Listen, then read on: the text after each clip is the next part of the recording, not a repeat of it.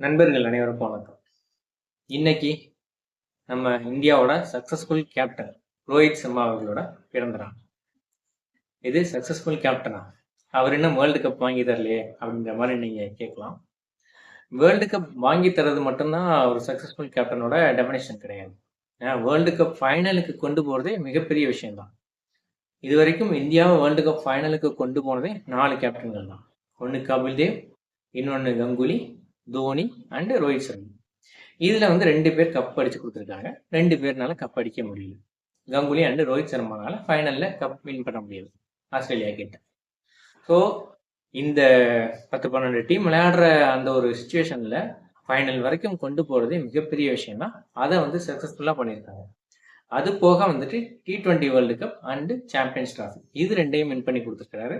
So அதுவே வந்து ஒரு சக்சஸ்ஃபுல் கேப்டனுக்கான அடையாளம் தான். ஏன்னா விராட் கோலினால சாம்பியன்ஸ் டிராஃபி ஃபைனல் வரைக்கும் கொண்டு போக முடிஞ்சது, அதுல வந்து வின் பண்ண வைக்க முடியல. ரோஹித் சர்மா எப்படி வந்து நமக்கு இன்ட்ரடியூஸ் ஆகுறாரு அப்படின்னா, ஓகே மேட்ச்ல வந்து ஒரு புது பிளேயரா வராரு. ஸோ நிறைய புது பிளேயரா போலாம் வருவாங்க. சுரேஷ் ரெய்னா, வேணுகோபால் ராவ், இந்த மாதிரி நிறைய பிளேயர்ஸ் வந்து வருவாங்க. அப்போதைக்கு போய் டெபூட் ஆவாங்க, ஒரு சில மேட்சஸ் வந்து விளையாடுவாங்க, அதுக்கப்புறம் காணாம போயிடுவாங்க. அப்படித்தான் நம்ம நிறைய பிளேயர்ஸ் வந்து பார்த்தோம். சுரேஷ் ரெய்னா இருந்தாரு, ஆனா வேணுகோபால் ராவ் இப்போ எங்க? ஸோ சம் ஐபிஎல் மேட்சஸ்ல விளையாண்டுருப்பாரு, பட் அழக்காம அந்த மாதிரி வந்து அப்படியே வந்து காணாம போயிடுவாங்க. ஆனா ரோஹித் சர்மா அப்படியே வந்துட்டு கொஞ்சம் கொஞ்சமா எமர்ஜ் ஆகிட்டே இருக்காரு. அவரை பத்தி குமுதத்துல ஒரு ஆர்டிகல் வருது 2007 நினைக்கிறேன். அப்போ வந்து இர்ஃபான் பதான் அண்டு ரோஹித் சர்மா இவங்க 2 பேரை பத்தி, அவங்க 2 பேரும் இந்தியாவோட வளர்ந்து வரும் ஆல்ரவுண்டர்ஸா இருக்காங்க அப்படின்ற மாதிரி ஒரு ஆர்டிகல். அதை படிக்கிறேன். ஓ, ரோஹித் சர்மா ஒரு ஆல்ரவுண்டரா, நல்லா பவுலிங்கும் போடுவாரா அப்படின்ற மாதிரி தான் ஒரு ஆச்சரியத்தோட அந்த செய்தியை படிக்கிறேன். ஏன்னா தனக்கு அணியில இடம் கிடைக்கணும் அப்படின்றதுக்காக பவுலிங்கும் கத்துக்கிட்டு நல்லா அதை வந்து போட தெரிஞ்சு அதுக்கப்புறம் வந்து டீமுக்குள்ள வந்திருக்கிறாங்க. ஏன்னா அவர் வந்து, உங்களுக்கு நிறைய பேருக்கு இந்த விஷயம் தெரியுமா என்னன்னு தெரியல, டெக்கான் சார்ஜர்ஸ் ஹைதராபாத்துக்காக அவர் வந்து ஹேட்ரிக் விக்கெட் எடுத்திருக்கிறாரு. ஸோ இது நிறைய ரோஹித் ஃபேன்ஸ்க்கே தெரிஞ்சிருக்காதுன்னு நினைக்கிறேன். ஸோ அந்த அளவுக்கு பவுலிங்லேயும் நல்லா போடுவார். ஸோ அந்த ஒரு எபிலிட்டி இருக்கு. பட் இப்போ வந்து கடந்த ஒரு 10 வருஷங்களா வந்து பவுலிங் பெருசா போடாததுனால அவர் வந்து பவுலிங் இப்போ போடுறது இல்லை. பட் ஆரம்ப காலத்துல கொஞ்சம் கொஞ்சம் பவுலிங் போட்டாரு. அந்த சமயத்துல அணியில இடம் கிடைக்கணும் அப்படின்றதுக்காக அந்த பவுலிங்கை கத்துக்கிட்டேன் அப்படின்ற மாதிரி அவர் கூட பேட்டியில சொல்லியிருந்தார். ஸோ 2007 T20 வேர்ல்டு கப் அதுலதான் அவரோட ஜேர்னி வந்து மிகப்பெரிய அளவுக்கு ஸ்டார்ட் ஆகுது.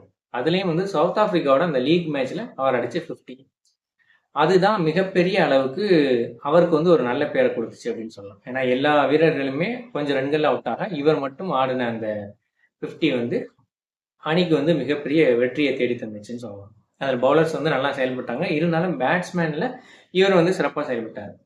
அது போக 2007 T20 வேர்ல்டு கப் ஃபைனல்லையும் பாகிஸ்தானுக்கு எதிராக வந்து ஒரு குவிக் ஃபேர் 30 அடிச்சிருப்பாரு. 30 சம்திங் 30+ நினைக்கிறேன்.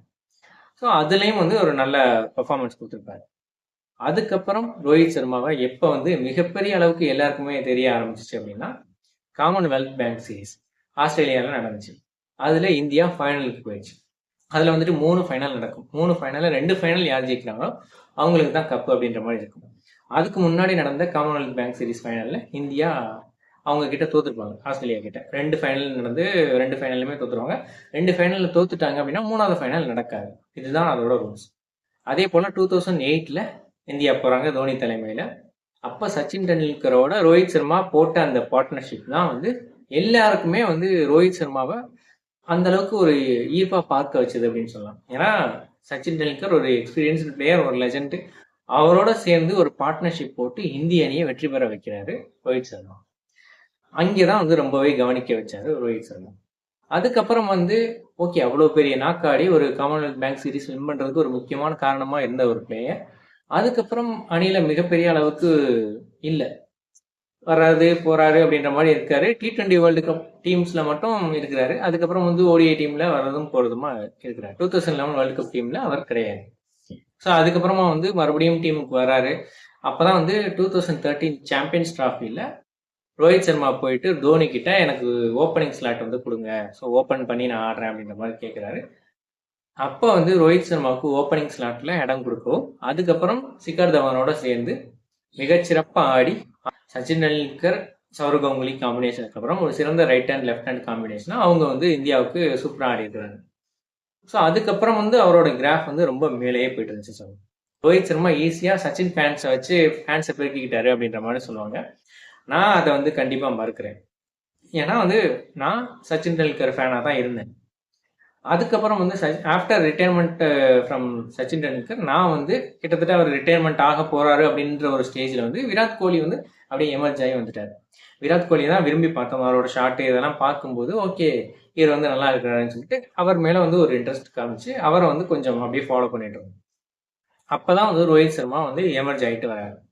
ரோஹித் சர்மா 2013 அந்த ஒரு சாம்பியன்ஸ் டிராஃபிக்கு அப்புறம் அவர் ஆடுற விதம், அவர் ஆடுற ஷாட்டு இதெல்லாம் பார்த்ததுக்கப்புறம் அவர் ஆடும் விதம் பிடிச்சு போகவே விராட் கோலியை ஓவர்டேக் பண்ணி ரோஹித் சர்மா நிறைய பேரை கவனிக்க வைக்கிறார். ஸோ அதுக்கப்புறம் வந்து ரோஹித் சர்மாவுக்கு ஃபேன் ஃபாலோவர்ஸ் அதிகமாகுது.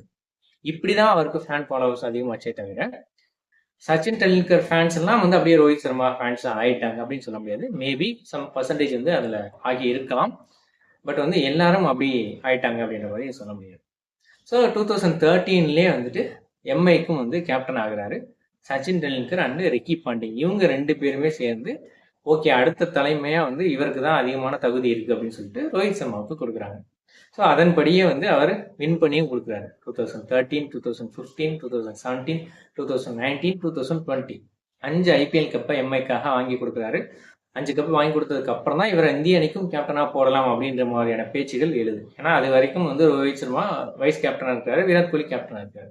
விராட் கோலி ஐசிசி சீரீஸ்ல நிறைய வின் பண்ண வைக்க முடியாது அப்படின்றதுனால அந்த ஒரு காரணத்துக்காக அதுக்கப்புறம் வந்து ரோஹித் சர்மாவுக்கு கொடுக்கப்படுது. ஸோ ரோஹித் சர்மாவுக்கு கேப்டன்ஷிப்பை கொடுக்கும் போதே மிகப்பெரிய ஒரு கான்ட்ரவர்சி. ஆனால் ரோஹித் சர்மாவுக்கும் விராட் கோலிக்கும் ஈகோ ப்ராப்ளம் இருக்கு, ஒழுங்கா செட் ஆகாது அப்படி இப்படின்னு சொல்லிட்டு நிறைய வந்து ஹேஷியங்கள் இந்திய அணியை பற்றி நிறைய பொய்யான செய்திகள்லாம் நிறைய அப்போதைக்கு வெளிவந்தது. ஏன்னா 2 பேருக்குள்ளேயுமே வந்து ஈகோ இருக்கு, 2 பேருக்கு கீழேயுமே சில வீரர்கள் இருந்து பிளவுபட்டு இருக்குது இந்திய அணி அப்படின்ற மாதிரியெல்லாம் பேச்சுகள் எழுந்தது. ஆனால் அது எல்லாத்தையுமே சரி பண்ணி விராட் கோலி கூட அவ்வளோ ஒரு நட்பா பழகி அதுக்கப்புறம் விராட் கோலி அண்டு ரோஹித் சர்மா இவங்க 2 பேருமே இணைஞ்சு T20 வேர்ல்டு கப்பை இந்தியாவுக்காக வாங்கி கொடுத்தாங்க. ஸோ ஒரு தலைமைத்துவத்தை எப்படி வந்து நம்ம செயல்படுத்தி காட்டணும் அப்படின்னு சொல்லிட்டு ஒரு எக்ஸாம்பிளாக இருக்கிறார் ரோஹித் சர்மா.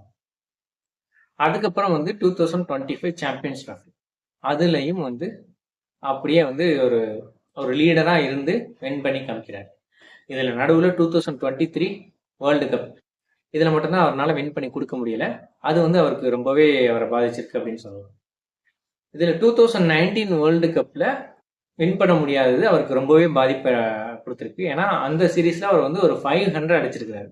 ஆனால் அந்த 500மே வேர்ல்டு கப் வாங்கி கொடுக்கலையே அப்படின்னு முடிவு பண்ணி தான் முன்னாடியெல்லாம் வந்து கொஞ்சம் ஸ்லோவாக ஆடி அதுக்கப்புறம் வந்து ஆக்சிலரேட் பண்ணி அடிப்பார். அப்படி தான் 264 அடிச்சிருப்பாரு. அந்த மாதிரியான மைண்ட் செட்டே இப்போ ஒழிச்சு எடுத்தோடனே அக்ரெசிவ் ஆடுறது, பவர் பிளேல அதிகமான ரன்கள் அடிக்கிறது. ஸோ டீம் வின் பண்ணணும், அதுதான் முக்கியம். என்னோட பர்சனல் ரெக்கார்டு வந்து முக்கியம் இல்லை அப்படின்னு சொல்லிட்டு உணர்ந்தேன். அதுதான் என்னோட அந்த அக்ரெசிவ் அப்ரோச்சுக்கு காரணம் அப்படின்ற மாதிரி அவரே பேட்டியில் சொல்லியிருக்காரு. ஆஃப்டர் 2019 வேர்ல்டு கப் என்னோட மைண்ட் செட் வந்து ஃபுல்லாக சேஞ்ச் ஆயிடுச்சு. ஸோ டீமை ஜெயிக்க வைக்கிறது, ஐசிசி டிராஃபிஸ் வாங்கி கொடுக்குறது, டோர்னமெண்ட்ஸை வின் பண்ணுறது, இதுதான் முக்கியம் அப்படின்னு சொல்லிட்டு நான் உணர்ந்தேன். என்னோட பர்சனல் ரெக்கார்டுன்றது முக்கியம் இல்லை. ஸோ அதுக்காக நான் அக்ரெசிவாக ஆடுறதுன்னு முடிவு பண்ணிட்டேன் அப்படின்ற மாதிரி பேட்டியில் சொல்லியிருக்காரு. ஏன்னா எல்லாருமே வந்து பர்சனல் ரெக்கார்டுக்கு ஆடுறாங்க அப்படின்ற மாதிரி நான் சொல்ல வரல. ஸோ எல்லாருக்குமே வந்து பர்சனல் ரெக்கார்டு முக்கியம், அதை விட அணியோட வெற்றி முக்கியம் அப்படின்ற மாதிரி தான் எல்லாருமே முடிவு பண்ணுவாங்க.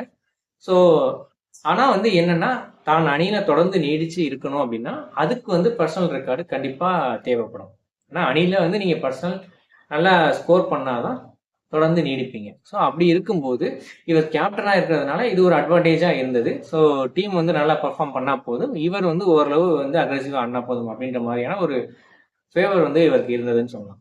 இருந்தாலும் இந்த மாதிரியான அப்ரோச் எடுத்து ஒரு வீரர் வந்து எப்படி இவ்வளவு தூரம் ஆடி ஒரு அணியை வந்து சக்ஸஸ்ஃபுல்லாக கொண்டு வர முடியும்? இது எத்தனை பேர்னால முடியும்? அதனால தான் ரோஹித் சர்மா சிறந்த ஒரு வீரராக நம்ம எல்லாருக்குமே தெரியாது. அது போக வந்துட்டு பெருசா ஈகோ பார்க்க மாட்டாரு. ஸோ வந்து அது வந்து நமக்கு கண்கூடாவே தெரியுது.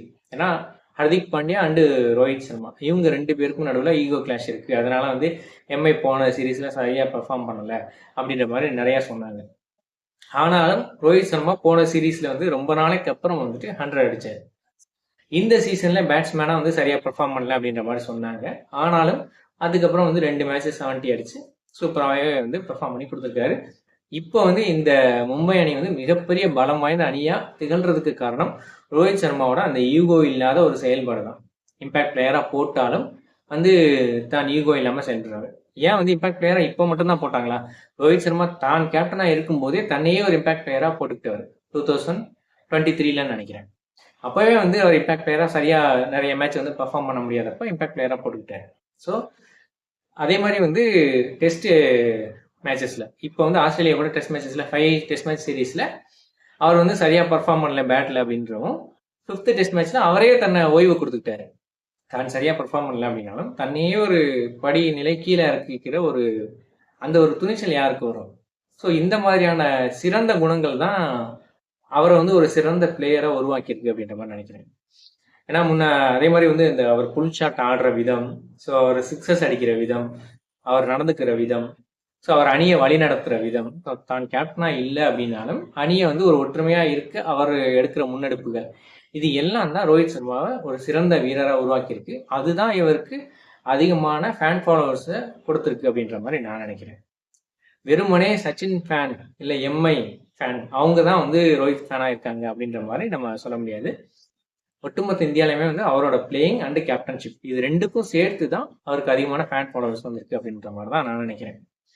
ஸோ இந்த சமயத்தில் ரோஹித் சர்மா அவர்களுக்கு இனிய பிறந்தநாள் வாழ்த்துக்களை கிளிக் ட்வீட் சார்பாக தெரிவித்துக் கொள்கிறேன். என்னோட இந்த வீடியோ பிடிச்சிருந்துச்சுன்னா இதை வந்து லைக் பண்ணுங்க, எல்லாருக்கும் ஷேர் பண்ணுங்க, கிளிக் ட்வீட் சேனலுக்கு சப்ஸ்கிரைப் பண்ணுங்க. நன்றி, வணக்கம்.